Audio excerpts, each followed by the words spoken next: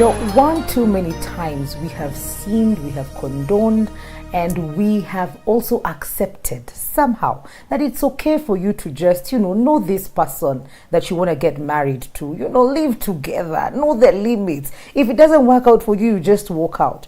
Now, today, we are looking at how people end up in these situations, getting into a marriage from backwards, from reverse, walking in, and maybe find out why we should not be doing those things and even tolerating or condoning them or just making them look as if they are normal. Welcome to the Benjamin Zulu Show.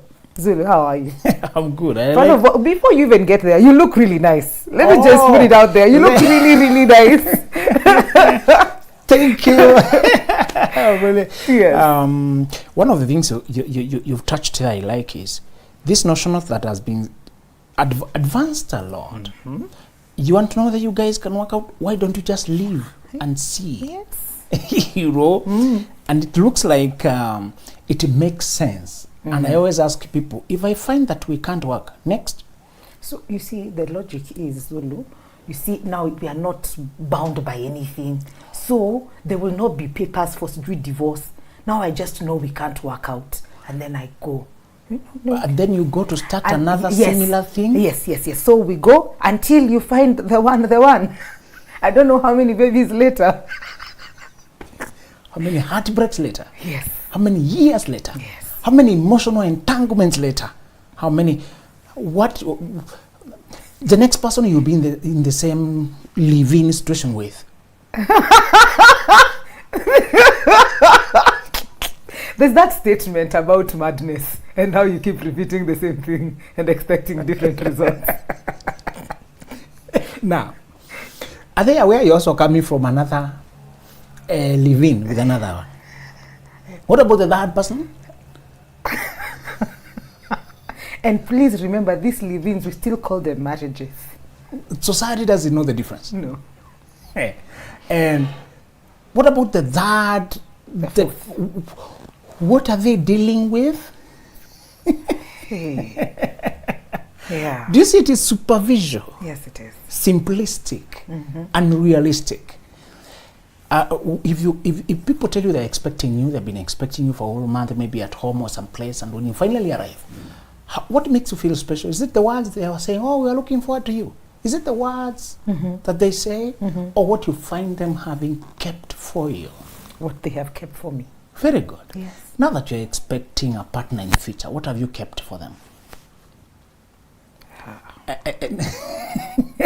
And in this so-called living trial runs, yes, you are giving your all. Yes. Why will the one who will invest their life feel special? I've been given my all 3-4 times. Yes. There's nothing here. They actually feel like they're dealing with remnants. Now, part of what I was telling you we are being deceived in this society is some of the things we have trivialized. Is things like babies, baby daddy, child, and I was telling ladies that many of them are coming to frustration. They're reaching a point when they have ruined their chances unknowingly. They come all the way, and I emphasize ladies because mating again is controlled by ladies. Yes. They have more to lose. That's true. The childbirth impacts you more. Don't get all these feministic arguments. We are both into it together. We did it together. Truth as it may be. The whole process, even biologically, the tummy is yours. Please, the child is lodged in you. If you need me to put it so plainly, it is. Belay is mine. Please. Yes. There's too much argument that has confused people. Yeah. Your position vis-a-vis the man is not the same. It isn't. He can flee. He can run away. If the tummy is in you, where will you run it away from? And unless you kill your maternal instincts, you have to breastfeed. Yes.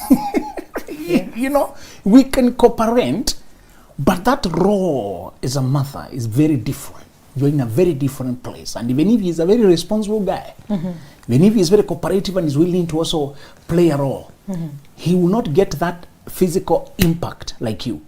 Yeah. For him, it's more financial and emotional time to plan, be there for the child. As I was telling you, I came to learn we were being taught how to support a young mother when the baby has just arrived and both of you are parents. And she was saying, let her breastfeed, use and bathe. Yes. You know? And take turns at night. When the baby is, feed, return it to sleep, handle the child without having to disturb the mother. So we can cooperate, but I tell you the truth, the fatigue, the physical drain, the emotional fluctuations, the labor pain. Yeah. Oui. Can we please wake up these girls? Somebody has deceived them too much until they're taking sacred matters as if they were sport. Don't play with what is supposed to be sacred. Only fool will rush in where angels fear to tread, somebody said. Yes. It was meant that we do some things inside a certain setting. That's the only place you have sufficient support to endure the whole rigor. And I was telling them that the jealousy of men is fierce. The jealousy of men has not been discussed. We have talked about the gossiping of women, the envy of women, how the envy when the other one gets married in a wedding. And because women take out through talking, gossip is more common in that quarter. Yes. In salons where women gather, they take out their frustration at other women through talking. Men don't talk, but they act. So once he knows there's another man who was with you and even left a child, it's enough to deal with the fact that he is not only the first man to sleep with you or the only man to sleep with you. Yeah. Many of them can come up with that and also tell themselves, I may not be so much of a virgin as well myself. Many of them can reason that way. But when that man was not only with you but left a child there, a reminder there, something for him to deal with, a heritage there, it's a different story. And can you tell your sisters, having a son is very different from having a daughter? Ooh.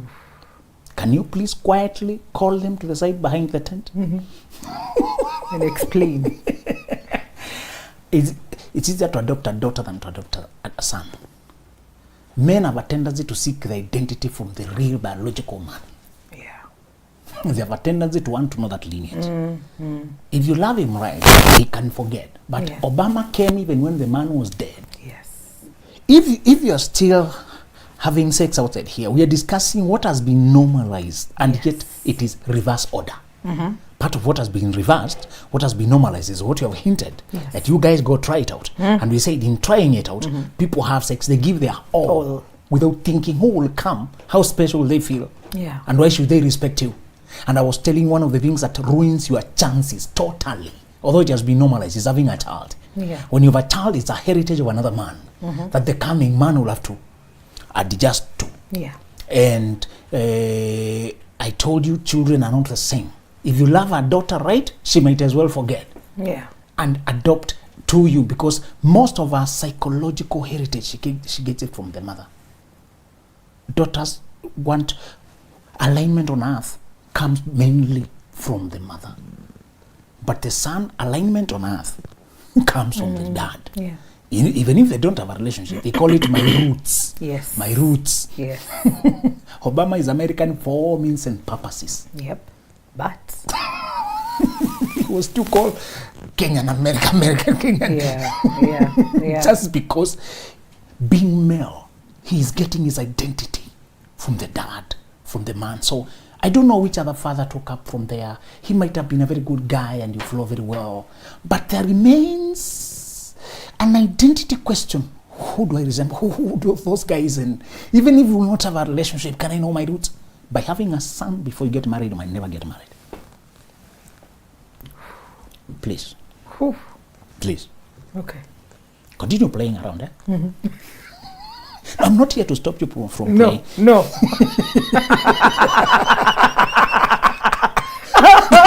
Please. No. You're both right. Yes.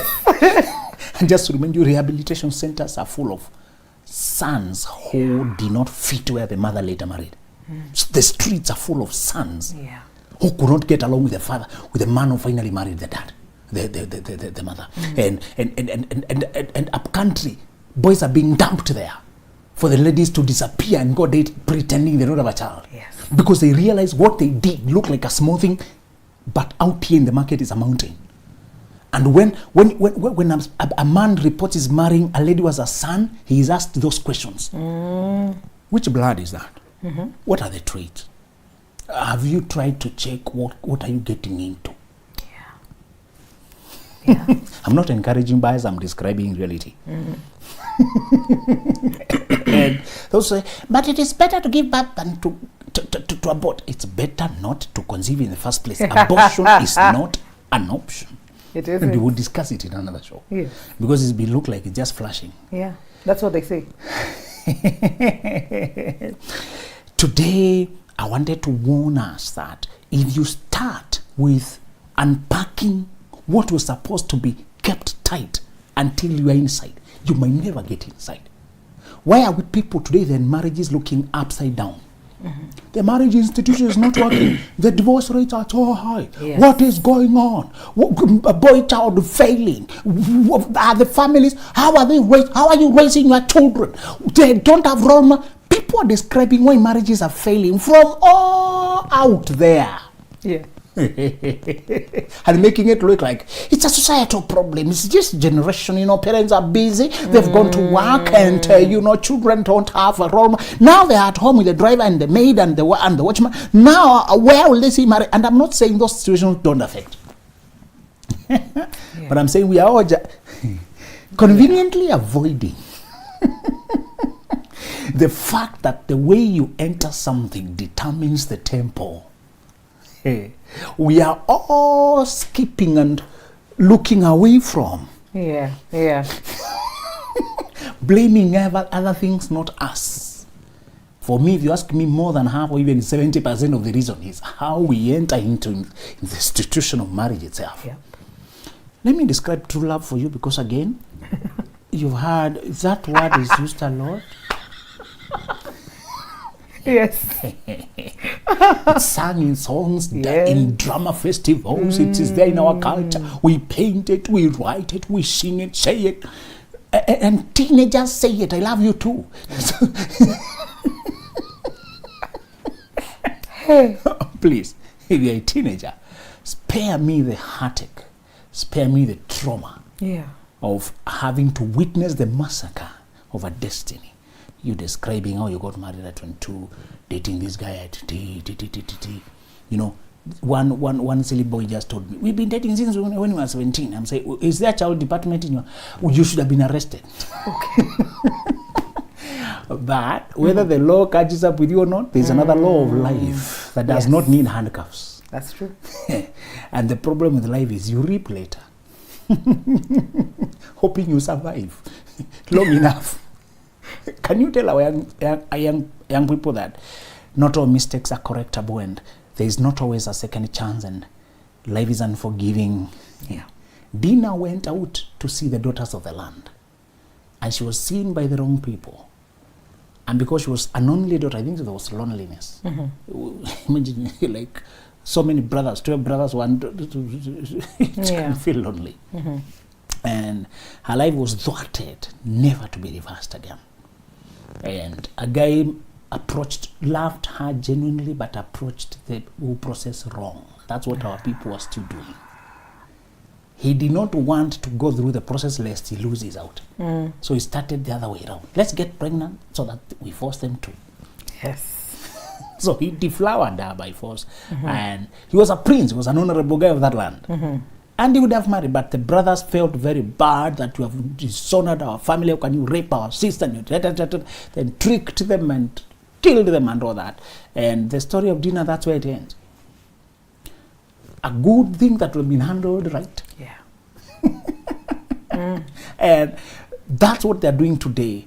And I was telling these young people that if you spend that chunk of period of time, the only time that you're free, the only time that you can invest, the only time you can draw on the canvas of your future, the kind of life you want, Only time you can sketch and draw and drop these pens when to the other place, and you can do experiments, and the only window you have, and it's very fleeting and short. You spend it away from the workshop. And you go to the dance floor of romance and laugh. Thinking you're preparing for marriage. Yes. You'll actually be judged unworthy. You'll be weighed on the balances. That language you had of mene take care of our sin is still happening. But it was not a language of from another country and the king could have just got an interpreter. No interpreter could read it. Yeah. It was not a language from earth. It was a language from heaven. When Daniel came, he did not say, let me go consult. He had known that this would come. Yeah. There's some guys who live so connected. By the time it happens to you, they can see it will happen. Yeah. And we don't need to be prophets. We just be observant. I was telling people that your grandmother can tell you things, even when you have degrees and PhDs. Yeah. Because of observing for long, she knows cycles and patterns and what heads where. Yes. By just observation. We have observed so well, and we can tell you this. So as everybody has a mene. Tekebede means measured, disqualified, scattered. You know, to say you've been weighed on the scales, found and were then divided among other people, cast out. Yeah.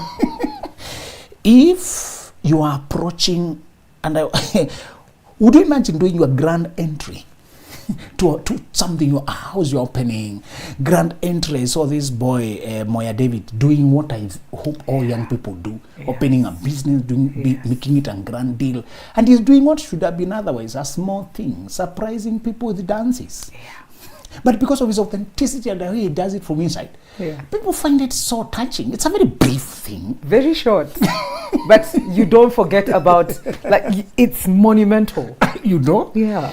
And the way he does it well, he has built a business. Do you imagine now when he was launching his business, or you launching your house, then you are walking backwards? Unless you're performing witchcraft. Okay. I don't know. The visual is just funny. And then the grand one is coming this way. Why are people making the grand entry to the marriage, to the union of their life, walking backwards? So the following is how love feels. Okay. When you finally find true love, it feels like coming home. Doesn't feel like being thrust into the stars and singing about clouds. And doesn't feel like obsession. Yeah. It feels like meeting an old friend. Yeah. This person is new, but they feel comfortingly familiar and inexplicably make you feel easy. Yeah. You can't explain it, but you feel easy around them. Yeah. In fact, you're so easy, you realize you're telling each other things you have not told anyone. Yeah. And this feeling is mutual. I'm not talking about the person you are doing all those things, trying to persuade their feeling towards you. It feels the same. There's so much of me too. Yes. Me too. Yes. And the friendship is unforced. It's free-flowing. Yeah. And you are so much into each other whilst you're not suffocating. That is usually actually the balance of true love. Yeah. You have lives to live, but those moments you are together are precious. Yeah. And you happily release each other to go and do jobs. You miss each other, catch up again, share what happened. You get energy to do life. They don't pull you away from life. You don't start shaking and fearing and anxious and whether they might not call and why did it not text and I can't work, I can't think. That is not love. No. So the reason we are starting our marriages are looking upside down, they are blowing up in our faces, is because we are approaching them wrong. You can have all the right parts of the car, but if you don't put the right one first. Yeah. Can have all the ingredients of husband. You can have all the qualities of a wife. Both of you could have all, but if you don't put the right one first, yes. It won't work. The following is the quick process, a synopsis of where you shall start. Okay. To make sure your marriage is right side up. Because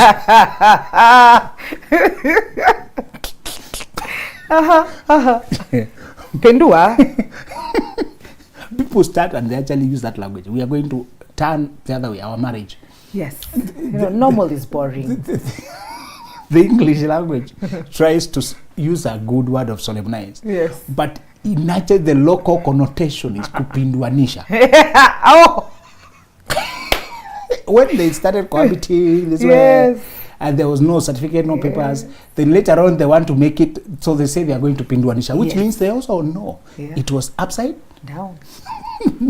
And now they want to look straight in society. Yes. The cup was always there, now there. Yeah.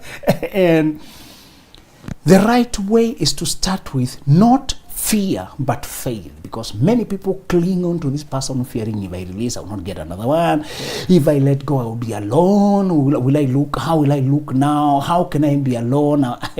One lady was describing her dating, doing this and the other. She's only 23. I was telling her, young lady should be doing other things. Yeah. You should not be cohabiting to the man here, complaining how he mistreated you there.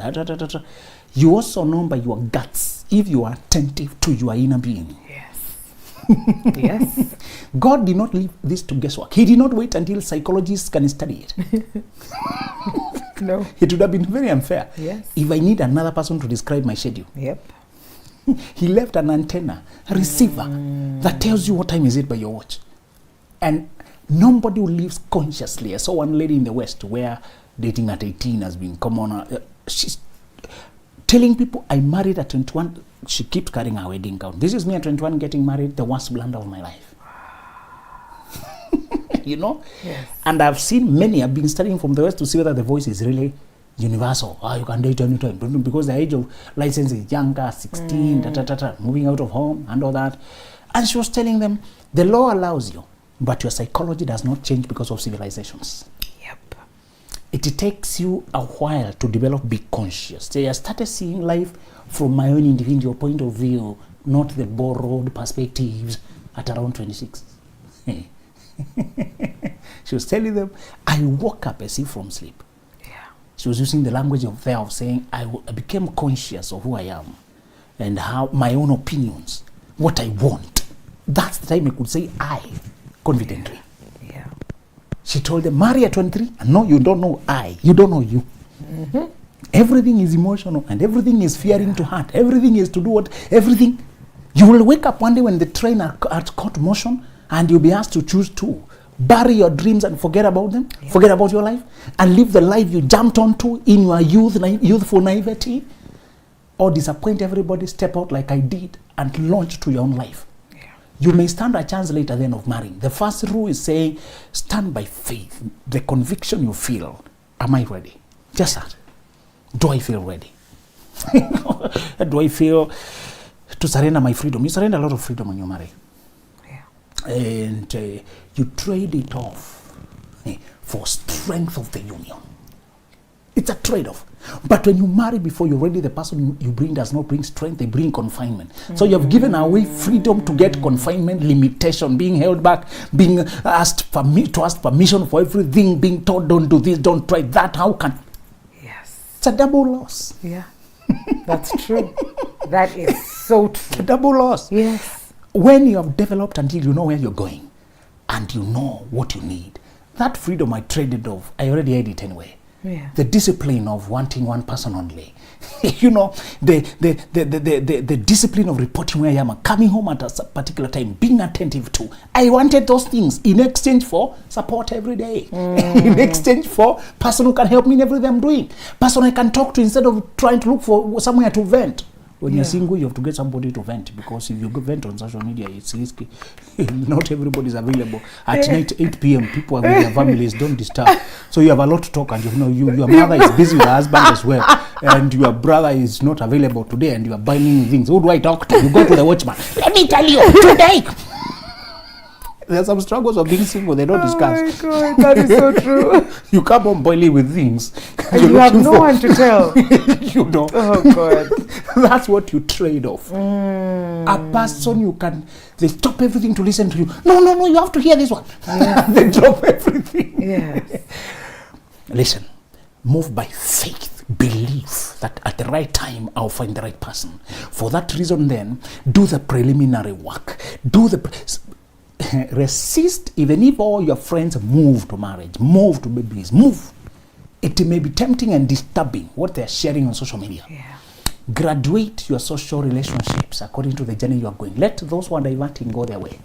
We drive on the highway. When a person indicates that they are leaving, we are happy they go your way. Me too, I'll leave. Nobody stays on the highway forever. We are all going somewhere. Yes, that is true. You know? Yeah. Stay on the highway until you meet your junction. It is that consciousness of mind to say no to the flow of society, to stay tuned to what I feel within. The most accurate guide is always within. The most accurate guide is always within and up. When you look up, when you listen, when you download the blueprint of why you're here, it also gives you peace. Yeah. And the second principle, there are only two, there are not even many. Start with faith, and it will take you so much time to move from fear to faith. Yep. People date 10 years because of fear of letting go, of being alone, of never finding another person, of I've invested so much, of what if they find a better person than me, or of what if I never, of what, it's fear. Stop complicating it. Can't stand being alone. Fear. Fear. It is fear. You know? And the second principle is knowing the treasure you carry, so that you can present it to the world confidently. Yeah. Rolls-Royce said they don't run TV commercials because their customers are not sitting around watching TV. Yes, sir. Why? The kind of people who buy Rolls-Royce. What is TV? So, and it looked like they are dissing people. But It's the truth. when you sit and think, Yeah. who's about to carve like 50 million or something like that? You know, that person must have a lifestyle that these people took time to study. Yes. And most of their marketing is usually on a personal level. They will go where those guys are gathering and offer them free goodies. Like we are giving the skateboards. It's being given by Rolls-Royce. Free. You just arrived and all the skateboards and the hockey sticks have been provided by Rolls-Royce. That's how they start conversations with potential buyers. Okay. You know? Yes. The accessories for higher things, that lifestyle of those kind of people, they provide the accessories to catch your attention, to stay in your view, and in the rooms you go, in the places you go to stay, the finer touches bear their labels. You know, and then they use the existing customers. You know, they keep you as part of their membership, they give you premium so that your friends can hear about it. Yeah. You know, I want you to build a treasure, Mwikali, that you're so proud to present to the world. That will give you the courage to talk to anyone. Yeah. The courage to say no when this is not a measuring up. Yeah. The courage to market to those people who are likely to buy. Not to deal with people who you know they can't afford. This kind of, there's such a thing as value. Depending on how much you've developed yourself, how much you're aware where you're going, up, how much you're connected, you can be a Paso or a Prado or a Rolls Royce. It's along that scale. Yes. You can put yourself, and you can start, and I'm using the cars figuratively. You can always start on a small car knowing you ended up there. Yes. But I'm using the cars to say where you think you belong. There are people, even if they have the money, they can't upgrade from the small one. They fear the life up there. They don't believe they can manage up there. There are other people, even when they don't have the money, they know they will end up with a Prado, and they'll look for it. Yeah. Those are the two principles. One, have faith to take the, have faith that you will find, you will cross the bridge when you get there. Yes. And even if you let go of people now, it's because it's not your time. Then have the confidence that what you've built and the price you've paid for preparation will pay off, and you are a treasure being searched for. And as you step out there, the people who need you are looking for you. Absolutely. So these 2 points come before you start getting in there. And it's like, yeah. So this is how we sum it up. We all know that you can't make investment decisions when you're emotionally and when you're emotional and excitable, or you'll lose everything. Also, that if you follow the right process of purchase, it's for your own safety. From proper inspection and background check to paperwork, payment, transfer, the works. And yet, when it comes to investing our own lives, something that is more serious than money, suddenly we forget all of that and we plunge into the transactions like we are drunk. Perhaps it's because love itself is emotional and we get excited when we love the person. But we must remember the real thing we're transacting is not love, but life. everything is at stake, and if we get it wrong, we are risking sinking whole. Now, if you don't have sex with the sellers of plots and houses or cars because you want to maintain sobriety, professional, you want things to go straight, why do we then indulge with the sellers of marriage? Something greater than all other investments you've done in this world. Aren't you just cheating yourself? So remember two things: faith and what you want, what you treasure.